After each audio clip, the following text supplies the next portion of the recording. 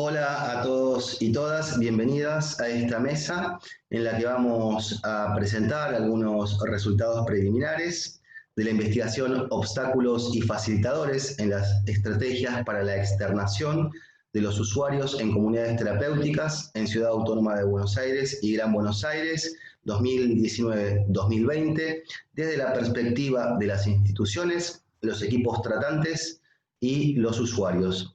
Este es un proyecto de investigación que cuenta con la financiación de la Beca de Investigación Salud Investiga, de la Dirección de Investigaciones en Salud, del Ministerio de Salud de la Nación.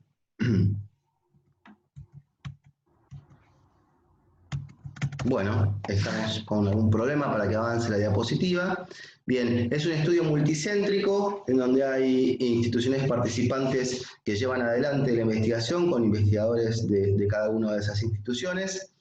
La institución que aporta a los investigadores Sergio Remesar y Mariana Chapsky es el Instituto Universitario en Ciencias de la Salud, Fundación Barceló. Fundación Convivir aporta a los investigadores Damián Gemini, Carolina Gorlero y Nicolás Poliansky. Y por la Universidad Nacional de Quilmes está la licenciada Marité Fernández. Vamos a pasar ahora, y me olvidaba, por Cedronar, la licenciada Daniela Antonaccio. Vamos a pasar ahora a poder comentar brevemente cuáles son las preguntas de investigación y cuáles fueron los objetivos. Respecto de las preguntas de investigación, trabajamos sobre tres ejes. La primera tiene que ver con poder explorar cuáles son los recursos con los que cuentan las comunidades terapéuticas en Capital Federal y en Gran Buenos Aires para la externación de los usuarios. Preguntarnos acerca de cómo es su infraestructura respecto de la dimensión, la población, las prestaciones que ofrecen, cómo están conformados los equipos y qué dedicación tienen, cómo se financian, si poseen alguna normativa convivencial o manuales y protocolos de intervención. También poder saber y conocer cuáles son los ingresos, cuáles son los abandonos que tienen por año, cuánto tiempo de permanencia de los usuarios en el tratamiento por internación. Esa es la primera pregunta que buscamos indagar.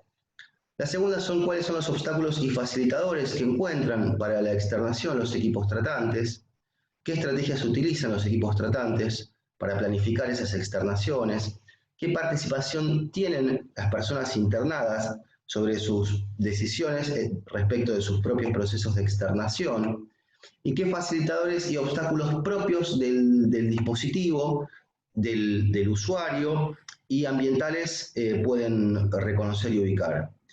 Y por último, poder indagar acerca de cuáles son los obstáculos y facilitadores que identifican las personas internadas como usuarios del sistema de salud para la externación.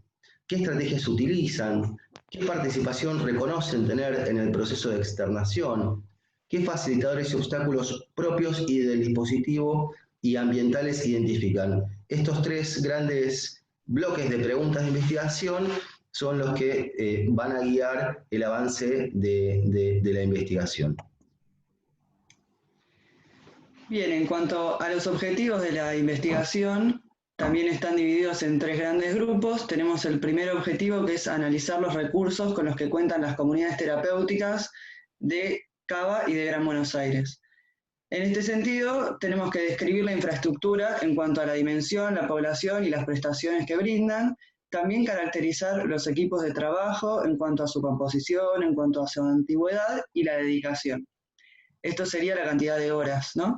Indagar las principales fuentes de financiamiento que tienen. Por ejemplo, algunos tienen financiamiento estatal, algunos tienen financiamiento de obras sociales o privadas, entre otras. Identificar y describir los protocolos, los manuales y las normativas que poseen. Determinar también la cantidad de externaciones, abandonos e ingresos que tienen anualmente. También determinar el tiempo de permanencia de los usuarios y describir el perfil que tienen estos usuarios, o sea, las personas internadas en cuanto a edad, sexo, niveles de estudio, estado civil, lugar de residencia, tipo de sustancia consumida, edad de inicio en el consumo, tiempo de tratamiento, cantidad de internaciones.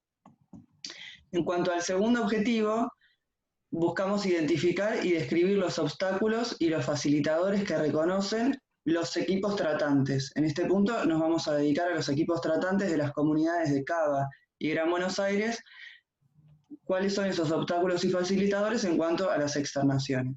En este sentido, entonces, buscamos identificar y caracterizar cuáles son las estrategias utilizadas por los equipos tratantes para la externación, caracterizar cuál es la participación que tienen los usuarios en las decisiones sobre las externaciones, desde la perspectiva que nos pueden contar los equipos tratantes, y caracterizar los facilitadores y obstáculos propios del mismo dispositivo, o sea, cuáles obstáculos y facilitadores reconoce la misma comunidad por los equipos tratantes.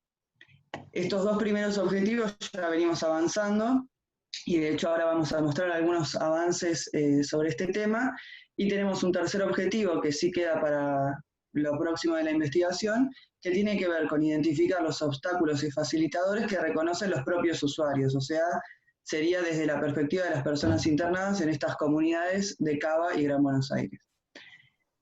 En este sentido, buscamos identificar y caracterizar las estrategias utilizadas por los usuarios para la externación, caracterizar la participación de los usuarios en las decisiones sobre su externación desde la perspectiva de ellos mismos, y caracterizar cuáles son los facilitadores y los obstáculos propios del dispositivo y ambientales que los usuarios reconocen.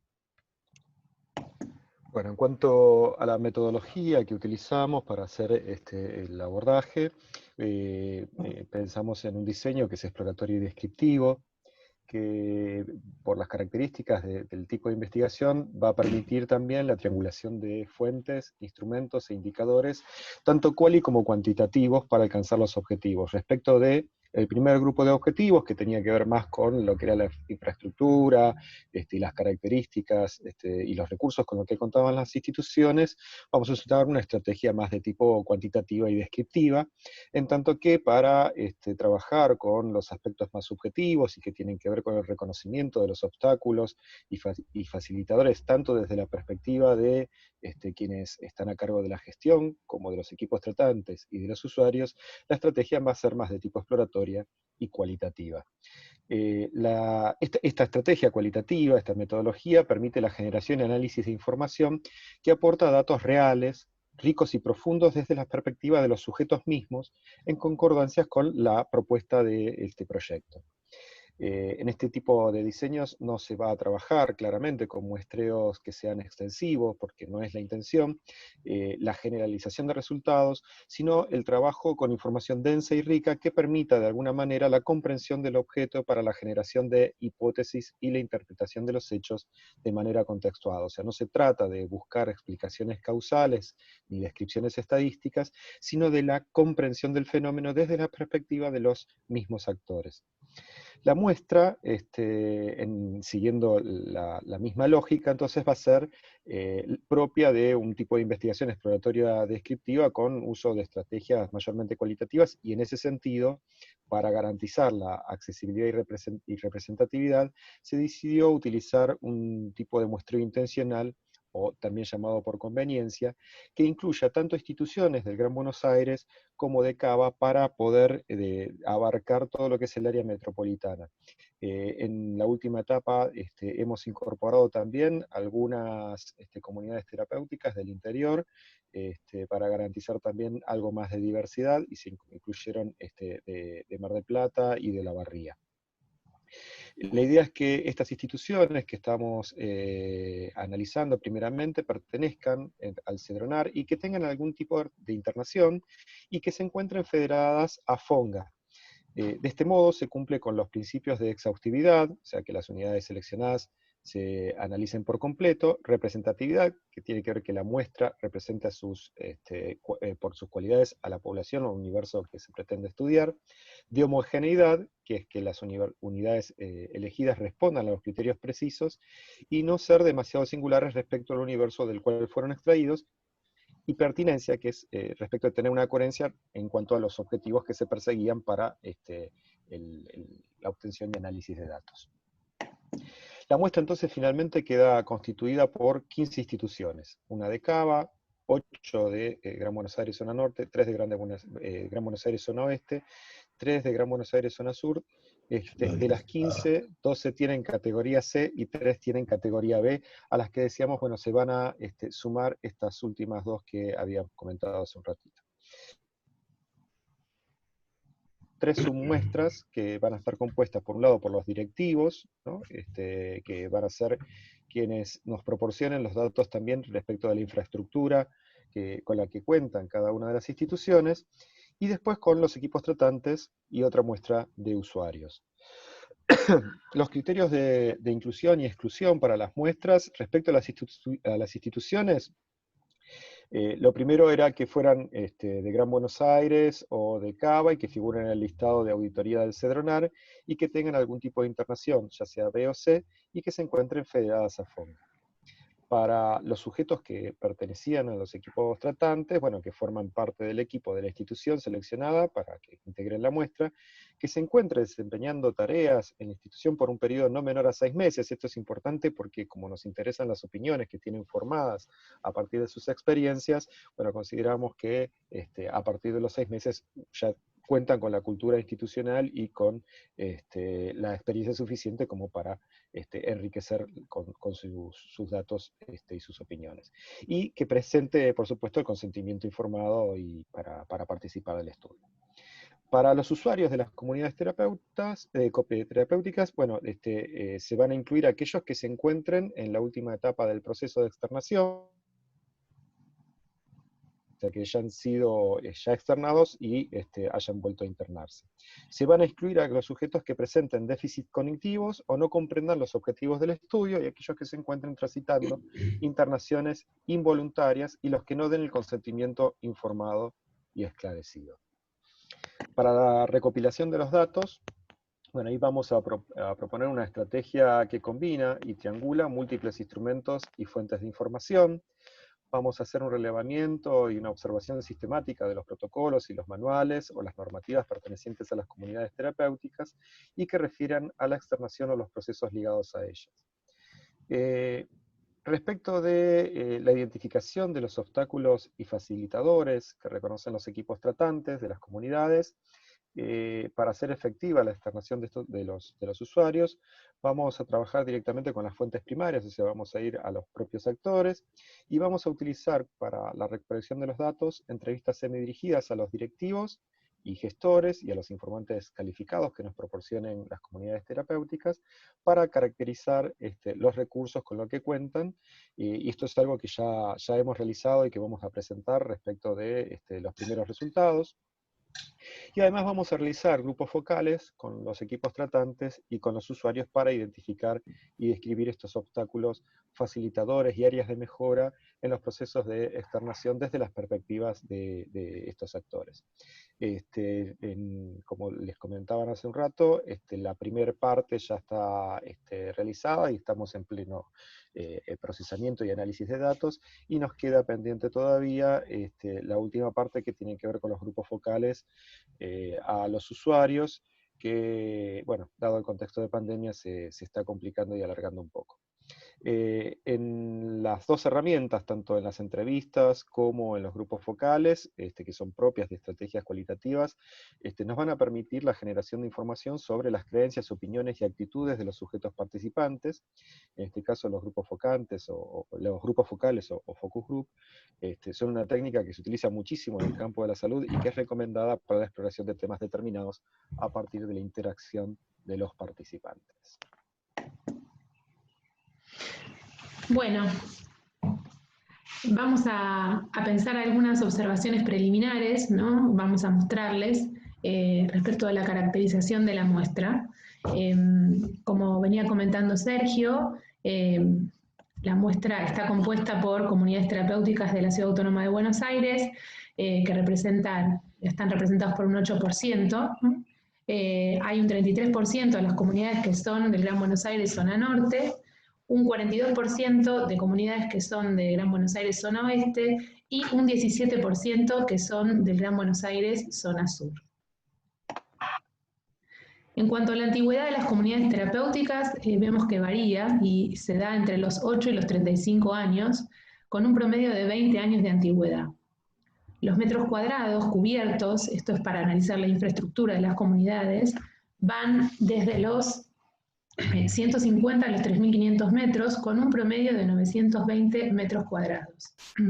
El 50% de las comunidades no superan los 350 metros cuadrados, en tanto solo el 25% posee entre 1.600 y 3.500 metros cuadrados. Como vemos en el gráfico, el promedio de superficie cubierta de las comunidades terapéuticas en rango de metros cuadrados, podemos decir que el 50%, o sea, la mayor parte de las comunidades, está en el rango que va entre los 150 y los 350 metros cuadrados. Es esto que decíamos, ahí se ve graficado. Siguiendo con la infraestructura, ¿no?, en esto que es la caracterización de la muestra, vemos que la superficie descubierta de las comunidades es realmente muy variable. Oscila entre los 70 y los 40.000 metros cuadrados. Pero el 42% de la muestra tiene más de 7.500 metros cuadrados descubiertos. Vemos también que todas las comunidades terapéuticas cuentan con áreas de esparcimiento. De hecho, el 100% de la muestra posee patio o parque para recreación. Un alto porcentaje, más del 70%, tiene sala de televisión y tiene un Zoom con acceso a computadoras con internet, que es algo que en este momento realmente es muy importante.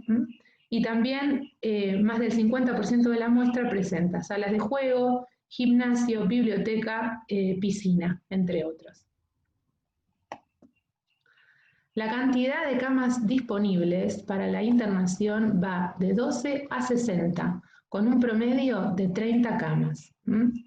El tipo de prestaciones que ofrecen las comunidades terapéuticas está compuesto de la siguiente manera. Hay un 17% de la muestra que ofrece un servicio residencial con hospital de noche. Un 25% ofrece solo un servicio residencial, es decir, que solo es para internación. Hay un 16% que ofrece un servicio residencial con un hospital de día, y finalmente un 42%, o sea, el porcentaje más grande, ofrece un servicio residencial y luego un tratamiento ambulatorio para las personas que están en proceso de externación. Aquí vamos a ver el número de personas internadas por mes en relación a la cantidad de camas disponibles. El número de personas internadas por mes se analizó en relación a la cantidad de camas disponibles en cada comunidad terapéutica y se observó que hay un promedio de un 90% de ocupación de las camas. La edad mínima y la edad máxima de la internación. La edad mínima de internación para un 67% de la muestra es de 18 años, es decir, para personas mayores de edad. Hay un 25% que incluye personas de 14 años hacia arriba y solamente un 8% que incluye personas desde los 17 años. Vamos a ver que esto va en relación a la edad máxima de internación. Hay un 8% que la edad máxima de internación es de 18 años, y esto es porque es una comunidad específica para personas entre los 14 y los 18, y luego un 25% cuya edad máxima se da entre los 55 y los 60 años. El resto de las comunidades, el 67%, no presenta un máximo de edad, es decir, que no presenta un límite. El tipo de población que reciben las comunidades terapéuticas por porcentajes. Hay un 100% de las comunidades que admite hombres.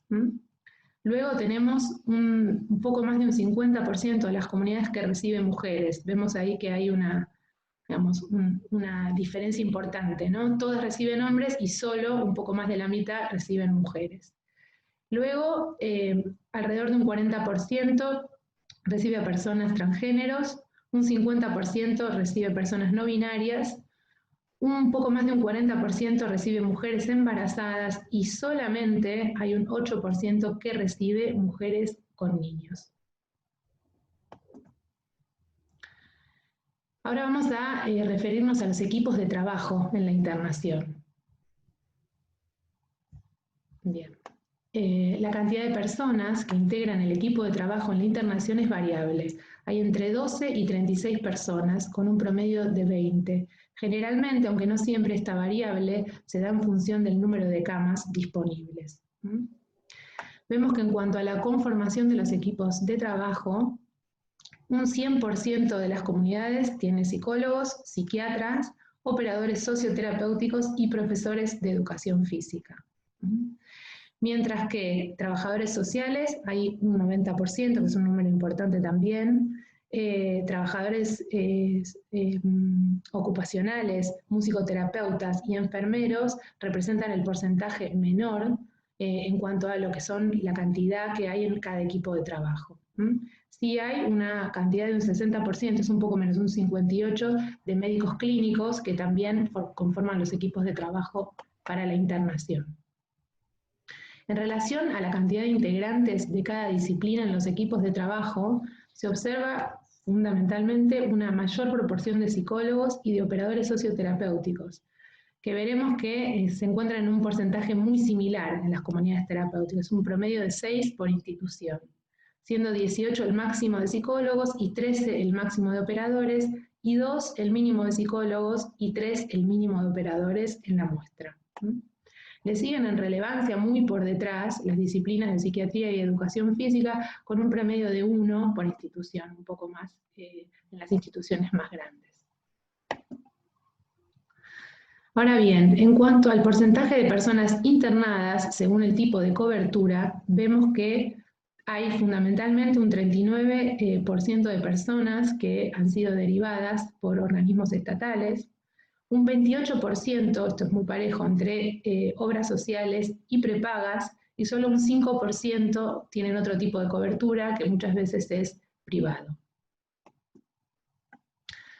Ya para ir cerrando con estos datos que son preliminares, podemos decir de las internaciones, que es algo que todavía nos resta estudiar cruzando las variables, pero ya podemos decir que la duración de las internaciones va de los 3 a los 18 meses, con un promedio de 8 meses de duración, es un promedio alto.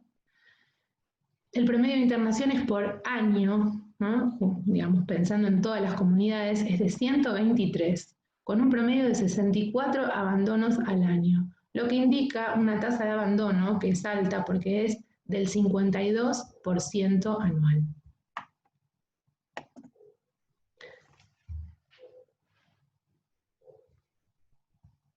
Continúa mi compañera Daniela, que ahora va a hablar un poco de las particularidades durante el aislamiento preventivo obligatorio. Bueno, bien, si bien nuestra investigación estaba planificada y presentada previamente a la pandemia, cuando por supuesto nadie se la imaginaba, decidimos en parte porque tuvimos que cambiar nuestra forma de trabajo, que teníamos pensado hacer todas las entrevistas de manera presencial. Tuvimos que, por lo menos en estas 2 etapas, hacer las entrevistas por Zoom. Y además vimos que la pandemia estaba atravesando fuertemente la realidad actual de la gente. Entonces nos pareció conveniente agregar algunas preguntas en relación al tema, si bien no es nuestro tema de investigación, pero nos pareció que era importante agregar alguna salvedad sobre este tema. En general, sobre lo que nos fueron contando, les vamos a contar algunas cositas.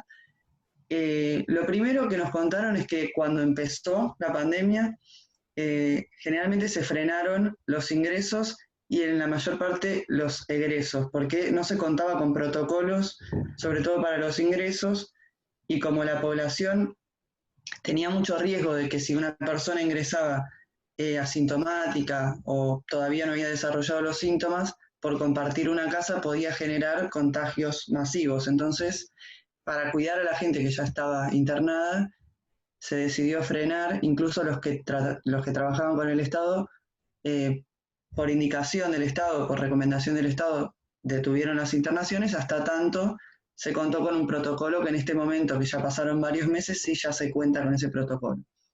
Entonces, lo que se hizo fue armar estos protocolos tanto para el ingreso como para el egreso, y por supuesto también para la permanencia en la internación. También se modificaron, ¿no?, lo que tiene que ver con los tratamientos ambulatorios, pero como no es nuestro centro, tampoco lo describimos tanto.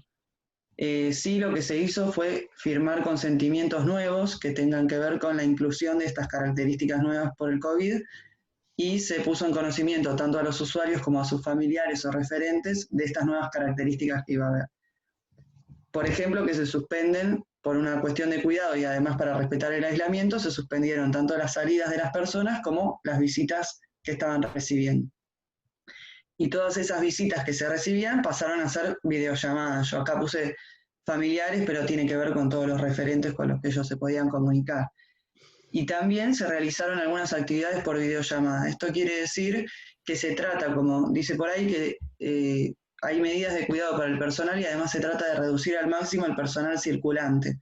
Por ejemplo, hay comunidades que tenían profesionales que trabajan en varias instituciones y para cuidar a la gente internada y a los otros profesionales que solo trabajaban en esa institución, se decidió que estos profesionales tuvieran sus actividades, pero por videollamada.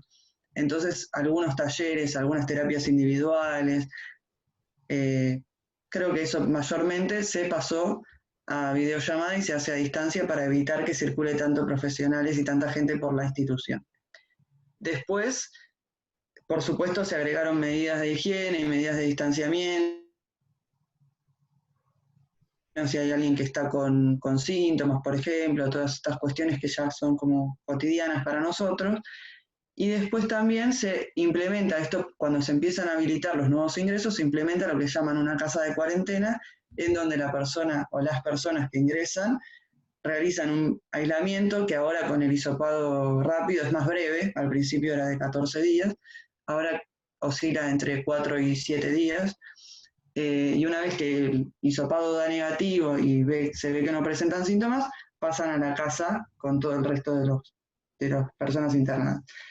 También nos dijeron que era muy importante para ellos implementar talleres de información sobre COVID con las personas internadas para que estén bien al tanto de lo que estaba pasando y además para que entiendan el porqué de las medidas y no parezca que eran como imposiciones. ¿Querés pasar la otra? En relación a los obstáculos y facilitadores que tuvo el COVID en las instituciones, según lo que nos contaron, principalmente se pueden ubicar obstáculos, tienen que ver con que las instituciones tratan últimamente, sobre todo la mayoría, trata últimamente de no ser internaciones tan cerradas y principalmente en las últimas etapas de tratamiento se trabaja mucho el vínculo con el afuera y se hace que sea muy paulatina la externación, es lo que nos contaban. Y esto lo vieron interrumpido, entonces sienten que las externaciones son abruptas. A veces eso les dificulta a los equipos, sobre todo esto lo planteaban los equipos, que les dificulta tomar la decisión de la externación porque es muy abrupta y además muchas veces lo que hacían era tomar la decisión de la externación, pero siempre con la posibilidad de volver. Y ahora veían dificultad esa posibilidad de volver si la persona lo necesitaba, porque al haber estado en contacto con el afuera y tenía que reingresar por casa de cuarentena, con el hisopado. Entonces, esto lo vieron como una dificultad o un obstáculo en el momento de las externaciones. También, en algunos casos que hubo abandonos, ellos nos contaban que los abandonos muchas veces son personas que se van, pero después rápidamente piden ingresar de vuelta. Y en estos casos, las personas que abandonaban veían muy dificultada el ingreso nuevamente, por lo mismo que venimos diciendo, ¿no? Y en cuanto a los facilitadores, hubo un facilitador por lo menos claro que ubicaban, que era la incorporación de tecnologías que muchos o no las estaban usando o las usaban muy poco, y encuentran que esto les dio o les abrió un abanico de beneficios o de opciones que no tenían en cuenta, y varios lo que nos dicen es que piensan que van a incorporar algo de esto y que se van a quedar con eso. Bueno, en principio eso sobre el COVID. Bueno, respecto de algunas observaciones más cualitativas que fuimos viendo, vamos a brevemente a describir algunas de las opiniones que más fueron repitiendo los diferentes actores, ¿no? Estamos en pleno proceso, en la investigación, pero algunos recortes de información podemos hacer. A los fines de la exposición que estamos realizando, planteamos los mismos ejes para pensar los obstáculos y los facilitadores, ¿no? En esta diapositiva lo que estamos viendo es, bueno, qué aspectos del plano social, familiar, personal o institucionales, y bueno, lo del COVID-19 recién lo comentaba Daniela, suelen funcionar como obstáculos para el proceso de externación de las personas internadas. Empiezo por los sociales. Es un gran obstáculo la inserción laboral. Muchas de las personas que terminan su proceso de internación tienen muchísimas dificultades para poder insertarse en el mercado laboral y en un trabajo de cierta estabilidad, ¿no? Digamos, es muy difícil que tengan la posibilidad de insertarse laboralmente, por ejemplo, en un trabajo en relación de dependencia o en un trabajo en blanco. El otro punto que es un gran obstáculo es la vivienda. Muchas personas en situación de vulnerabilidad social o que han estado en situación de calle, una vez que terminan su proceso de internación para ser externados, muchos no tienen una vivienda a donde acudir, o porque no la tienen, o porque si tienen una familia, es una familia expulsiva que no los quiere recibir, y entonces esa persona cuenta con muy pocos recursos para poder sostenerse en la escena del mundo sin una vivienda, sin un techo. Como vemos, la discriminación es un factor social que dificulta muchísimo la externación, porque gran parte del proceso de externación es la reinserción sociolaboral, y que todavía aún siga habiendo elevados niveles de discriminación y estigmatización sobre las personas que padecen consumos problemáticos, funciona como un obstáculo difícil de sortear. En este sentido también lo que rescataban tanto los referentes de las comunidades como los miembros de los equipos tratantes es que hay una ausencia del Estado para poder facilitar estas cuestiones de inserción laboral, de vivienda, de un mensaje, de que haya una comunicación clara respecto de la no discriminación de las personas con consumos problemáticos, la falta de articulación con los efectores del Estado para garantizar esos derechos de las personas con consumos problemáticos, y que termina funcionando como un obstáculo por la falta, por su ausencia. Y también el otro gran obstáculo social es el contexto ambiental. Con esto nos referimos a las personas muchas veces que tienen una internación por consumos problemáticos, son población vulnerable y vulnerada, y entonces una vez que es externada tiene que volver a su mismo barrio o a su misma comunidad, donde hay elevados niveles de consumo o donde vuelve a estar en los mismos circuitos con personas con altos niveles de consumo, y eso suele transformarse en un obstáculo para que esa persona no vuelva a tener un consumo que implique la necesidad de volver a transitar por una internación. Respecto de los familiares, este esquema está hecho de esta manera simplemente a los fines de la exposición, pero en la complejidad de los consumos problemáticos están todos anudados e interrelacionados, ¿no? Pero respecto a los familiares, los obstáculos que aparecen es que hay muchas familias que tienen problemas de consumo, y entonces esa persona cuando es externada vuelve a convivir con esa familia con problemas de consumo. Hay casos que hablan de segunda, tercera y hasta cuarta generación de familias con consumos problemáticos, entonces eso funciona como un obstáculo importante. En el mismo sentido, las familias disfuncionales, las familias expulsivas, familias donde hay elevados grados de violencia, o directamente donde hay ausencia familiar o hay rechazo de esas familias, eso funciona como un obstáculo también en el proceso para la externación. Respecto de los obstáculos que pueden suceder más a nivel personal, subjetivo, de las personas internadas, hay muchas cuestiones que se ponen en juego, podemos resaltar algunas. En principio, la presencia de patología dual, cuando hay comorbilidad con una enfermedad psiquiátrica, suele ser un obstáculo, no solo para la externación, sino para el sostenimiento, como dijimos antes, en la escena del mundo. Porque en general suelen plantear las dificultades de que las personas tienen falta de registro de su consumo en tanto problemático, es un obstáculo para la externación. En el mismo sentido, la falta de estudios, digamos. Todas estas cuestiones hacen que sostenerse en la ciudad del mundo sea mucho más difícil, y entonces lo que aparece como un obstáculo mayor y de mayor profundidad es el derrumbe del proyecto existencial. Es muy difícil en el contexto actual que las personas que son población vulnerable puedan tener un proyecto existencial que los sostenga en la escena del mundo.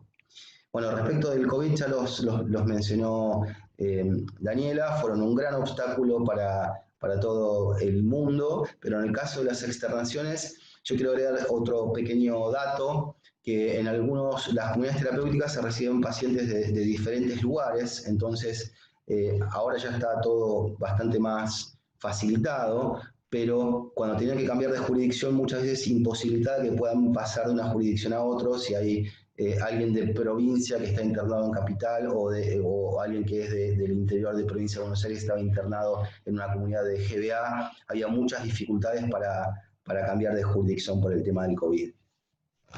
Y respecto de las cuestiones institucionales o las áreas de mejora que los propios equipos y los directores reconocen como obstáculos a la externación, mencionan otra vez la dificultad en articular con los efectores del Estado como para que tenga una red de contención externa, y esa lo reconocen como una dificultad propia en el sentido de que a veces la complejidad del trabajo que realizan con las personas internadas de alguna manera les quita tiempo o les quita margen para poder facilitar y fomentar esa articulación con los efectores del Estado. Y en ese sentido, frente a esa ausencia, las comunidades terapéuticas, lo que nos refieren los equipos tratantes y los referentes es los escasos recursos para poder acompañar en el afuera y para que esa estrategia de externación permita, vuelvo al mismo punto, la sostenibilidad de las personas que han atravesado una internación por consumo problemático para poder, insisto, sostenerse en el afuera. En el mismo sentido, lo que hay que decir que no figura en el cuadro porque estamos avanzando con esos análisis, es cuando una persona llega a una internación por consumo problemático, ha tenido todo un recorrido de múltiples tratamientos. Entonces, el nivel de deterioro de todo el lazo social y de todas las esferas que conforma una persona en el modelo biopsicosocial están muy deterioradas. Y eso también funciona como un obstáculo. Bien, respecto a los facilitadores, muchas veces funcionan como contracara de aquello que obstaculiza y cuya presencia realmente facilita. Por ejemplo, respecto de la esfera social, facilita mucho que una persona cuando salga a una externación, según nos relatan los equipos y los directores, tenga un trabajo estable o tenga la posibilidad de tenerlo. El trabajo es un gran ordenador social de las personas. Lo mismo que tenga una vivienda donde pueda ir y que pueda tener una casa, un hogar al cual volver, también facilita mucho. En algunos casos, algunos referentes nos comentaban que aquellas instituciones que trabajan con personas vulnerables, si trabaja una persona que está en situación de exclusión social y que estuvo en situación de calle, la comunidad le brinda cuestiones básicas como una cama, agua caliente, las 4 comidas, y por ahí la persona cuando está para externarse no tiene una vivienda donde ir y entonces ahí piensan que hasta puede haber una propia resistencia de la persona a externarse porque no tiene dónde sostenerse en la escena del mundo por fuera. Entonces, el hecho de tener una vivienda es un facilitador. Lo mismo que en vez de discriminación haya un marco comunitario donde haya la idea de la inclusión social y la inclusión de las personas. En ese punto, cuando de manera artesanal hay algún referente del Estado que pueda acompañar a esas personas, también funciona como un facilitador. Y también el contexto ambiental cuando funciona como red de contención y no cuando funciona como un contexto que puede, generar muchos factores de riesgo de consumo porque es una situación de una población extremadamente vulnerable, ¿no? Nos contaban casos de comunidades que reciben personas que viven en el Gran Rosario, en una situación de extrema pobreza, y donde la cuestión del narcotráfico y la zona donde viven, donde hay muchísimo consumo y venta, realmente como es un contexto muy desfavorable, mientras que donde hay un contexto que funciona como red comunitaria, facilita mucho la externación. Bueno, respecto de la esfera familiar, claramente cuando hay una familia o familiares o referentes positivos que son receptivos, que son inclusivos, facilitan mucho. Esto está ligado a lazos afectivos fuertes, y cuando hay ausencia de violencia, ¿no? La disfuncionalidad de muchas familias o de muchos referentes y de muchos contextos donde viven las personas, cuando hay violencia dificulta mucho el lazo y la posibilidad de externación. Respecto de los personales, marca mucha diferencia y facilita que la persona tenga algún tipo de estudio o algún oficio para sostenerse en el exterior, que tenga registro de que el consumo que tiene es problemático, porque va a funcionar como un factor de protección que va a facilitar. Y en el caso de que haya patología dual, que esa persona presente una buena adherencia farmacológica, porque si abandona la toma de medicación probablemente se desestabilice y vuelva quizás a requerir una internación antes de lo esperable. Y que haya un proyecto existencial posible también es, según los equipos y los referentes, una situación que facilita todo el proceso de externación.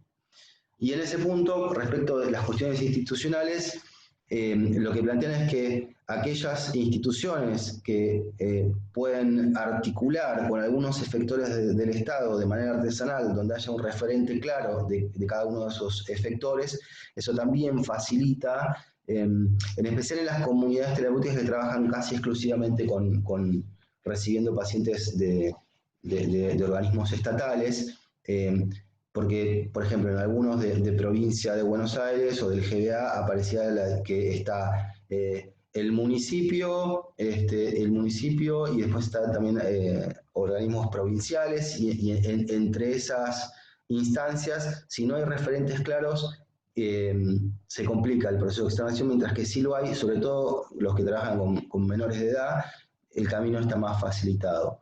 Y del mismo modo que cuando cuentan con algún tipo de recurso para acompañar a esas personas en el proceso de externación, una vez que se lleva o se pone en acto la externación, también facilita mucho el proceso de externación. Por mi parte, hasta aquí llego. Si alguno más quiere agregar algo, ya lo agregamos o lo puede agregar, si no ya estamos en tiempo para cerrar. No sé si quieren agregar algo o estamos bien. No, muy bien. Bueno, muchas gracias a todos los que esperemos que nos vean en este formato tan curioso de la virtualidad. Y bueno, cualquier cosa, seguimos en contacto o nos vemos cuando se acabe la virtualidad y volvamos al mundo presencial. Que sigan muy bien. Hasta luego. Muchas gracias.